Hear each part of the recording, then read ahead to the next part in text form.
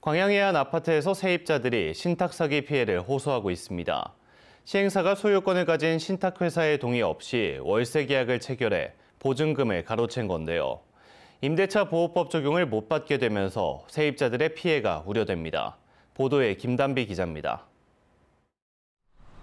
2022년 준공된 광양시 옥곡면의 한 소형 아파트입니다. 1년 전 이 아파트에 월세로 들어온 세입자는 보증금 1,500만 원을 날릴 처지가 됐습니다. 월세 3개월치를 보증금에서 삭감하는 조건으로 계약 기간보다 일찍 퇴거하기로 했는데 이사한 지 2달이 넘게 보증금을 받지 못하고 있습니다. 3개월치 월세 삭감하고 나가겠습니다. 그랬더니 그렇게 해라. 29일 날에 이사 나간 날에도 보증금이 안 들어온 거예요. 이 아파트 세입자 가운데 보증금을 돌려받지 못한 건 이뿐만이 아닙니다. 계약 기간이 끝난 다른 세입자도 보증금을 못 받은 채 이사를 나갔습니다.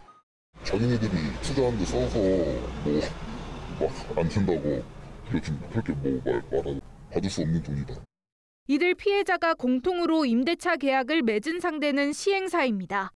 하지만 계약 당시 집 소유권은 시행사가 아닌 신탁회사에 있었습니다. 결국 신탁회사 동의 없이는 월세 계약을 할 수 없습니다. 하지만 피해자들은 계약서 어디에도 신탁회사의 동의를 뜻하는 서명을 찾아볼 수 없다며 시행사가 이를 속이고 보증금을 가로챘다고 말합니다.